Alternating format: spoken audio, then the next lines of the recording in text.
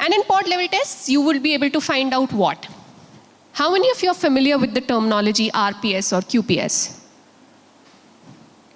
Okay. So RPS or QPS is QPS is queries per second, and RPS is requests per second, right? So queries per second or requests per second is basically how many people are hitting Flipkart.com and how many is your server able to take them, right? So the number of requests your server is able to take is the measurement of how much it will be able to take the traffic overall, right? So let's say one of you is hitting Flipkart.com, it comes to one of the server, right? It is able to take that. Let's say 5 of you simultaneously hit this, and the server is able to take that, right? In 1 second, it's going to be a 5 RPS or a 5 QPS system, right? So you want to check the threshold of how many requests or how many queries your pod is able to take, right? So that is the sort of load testing that happens in both of these scenarios, in the central level load tests or in the pod level load tests, right? So the number of queries per second your system is able to handle becomes the whole benchmark of how many requests it will be able to take in a large sale day. We also measure things like CPU throttling, right? All of these servers, of course, there's so much load going on these servers, right? So of course, there'll be some sort of CPU throughput, CPU utilization, and how much are we throttling our CPUs, right? So somewhere down the line, your CPU will start throttling, and you will start seeing latencies, right? Because there's so many shoppers at Flipkart.com. Many of you might have seen that surge in the number of shoppers right now. Please come back later, right? So all of these things can happen in a real life scenario. Can we please move on to the next slide? So let's get ready. Let's start prepping our systems. The first thing is, for any tech company, for any code bases, is to figure out if everything is right with our code. Before we even get to that, let me tell you a real-time scenario. So we performed our load tests on our pods, right? And we figured out that the QPS that we were expecting that this pod will be able to take, we were only able to perform at 40% of that, right? We were below by an underwhelming 60%, right? So let's say if I was expecting X QPS, I was much lower than my target. Which means 2 things, right? Either I fix the amount of QPS that this pod is able to take, or I add more, right? I add more pods, I add more infrastructure, I add more servers. But what is the point of adding more? It will cost me more, right? Each of these machines that I'm putting into the system comes with a cost, right? And you have to think about your cost optimizations as well when you're working in a large scale system, right? You can't just let's put 100x pod, 100 more pods or more servers behind it, right? Even when you know that your one pod is not able to perform to its maximum potential, right? So the right way to go about is to fix the problems before we even think about going to another team and saying, hey, I need some extra pods or I need some extra hardware here, right? So that is what we did. Once we saw that the QPS that we were expecting and the QPS that it was performing on was underwhelming 60% less than what we expected, we tried to find out what is wrong with our code, right? Where is it going wrong? Because everything is part of the code. Agreed? So just for your context, we have over 150 developers in the team coding into the repositories that we have at Flipkart.com. And we serve 4 channels. We have Android, we have iOS, we have MWeb, and we have desktop, right? So, and just before sales, the product and everybody is literally down our throats. Hey, build this feature, this will be nice. Build that feature, that will be nice. So even developers are under a lot of pressure, right? You know that, give it to me in 2 days, right? And if something is not manifesting into a customer bug, you will think that it's okay. Suppose you write a piece of code, you put it out on production. What is your validation that the code is right? There are no bugs, the customer sees no issues, there are no report of incidents, right? That is something. We also live happily, okay? There are no customer incident reports, and we see no bugs in our system. The user experience is completely fine, right? But there's some bugs that do not manifest as your user experience issues. There's some bugs who will choke your CPU, right? And you don't know about it unless you perform these load tests, unless you profile your systems. And not just the browser profiling, I'm talking about one level above that, right? So these are the cause of concern for us, number one cause of concern when we are trying to prepare our infrastructure, right? We saw major memory leaks in the code that we had put into our systems. And memory leaks come from the code that you write, right? Please move on. So this is just a snapshot of how our memory increased. By the way, memory leaks are identified by something called a soak test. S-O-A-K, soak test. So you run a soak test on the system for a large duration of time. You leave it for 2-3 days, right? And that's when you find that there is something wrong because the memory growth is kind of exponential. Within 45 minutes or 40 minutes of our soak test, we found our memory started throttling. It went from, 3 point some GB to 8.75 GB, and then 17 GB in 2.5 hours. So imagine the growth in the memory, right?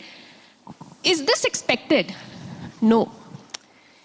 No matter how much traffic is incoming, the memory surge should not be this much, which means some of the resources or some of the objects are keeping this memory occupied, right? And so, because it is not released, the other resources are kind of hogging the memory, and it kind of grows exponentially, right? And we wanted to fix that. So with soak test, we got to know there are definitive memory leaks here, right? Then we did some binary search, we deployed old code, and we saw how far this memory leak had kind of percolated into our systems. And can we move on, please?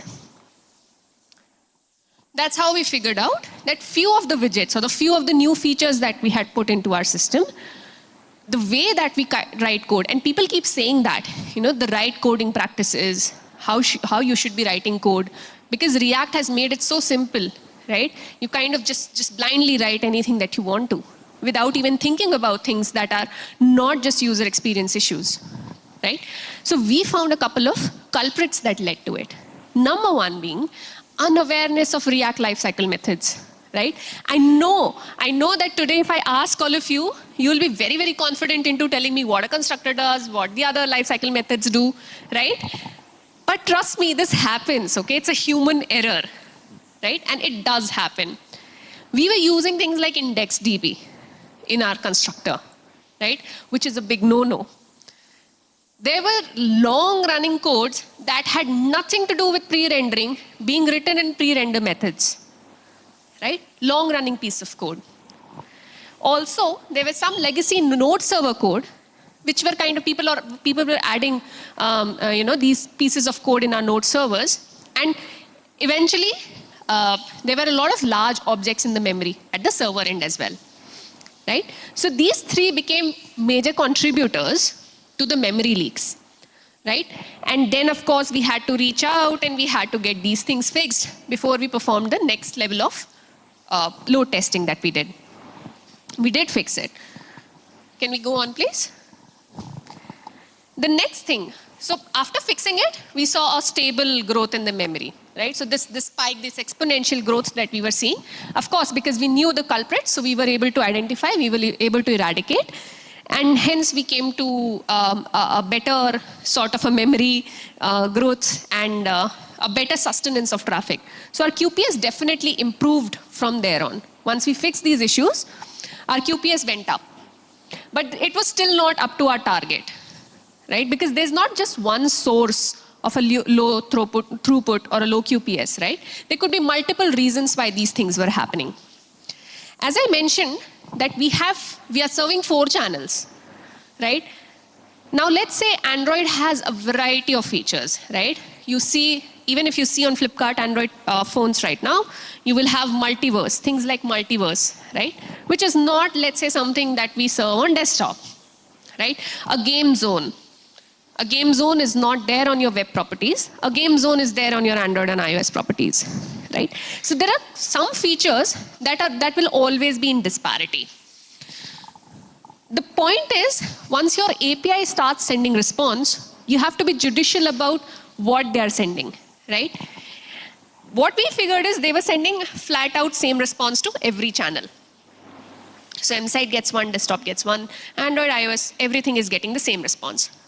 Desktop, let's say, is not even utilizing 70% of that response because it doesn't even need it, right? So what do we do? Why do we have this 100% response when we only need 30% of it, right? That's where we figured out that payload reduction, in some sense, could eventually help us sustain better QPS, right? Why? Because higher the payload, the more time it takes for us to parse, and the more time it takes for us to pass it over the network to you, right? So parsing time, basically the time on your node server increases. And then you pass the edge and create an HTML response and send it to your browser, right? So all of these heavy duty process, we figured out that if we remove this parsing time or if we minimize this parsing time a lot, we would be able to transfer it faster over the network and serve a faster response, right? So this was another of the key things that helped us reach to the QPS that we wanted to reach. Next, please. So let's get ready. Now we have fixed our code, okay? Whatever we found in the code, whatever bugs, non-user facing, non-customer facing bugs, or even the reduction in the payload that we wanted to have, we did that. So let's talk about the next part. How do you get the infrastructure ready? I hope all of you remember the diagram that I showed, right? Flipkart.com, Nginx, and servers, right? So to keep your infrastructure ready, you have to, and these are one of few of the things, okay? These are not all of the things, given that I have only 30 minutes for this talk. Setting rate limits, setting connection limits, and setting the right timeouts. I'll explain in detail what each of these three things mean. Can we please go to the next slide? Right. So as I spoke about the bot attacks, right? What is rate limit? Can anybody help me understand now that we have come to the talk so far? Can anybody help me understand what a rate limit is?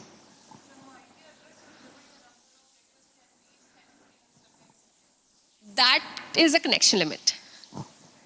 A rate limit is not an IP-based sort of a thing.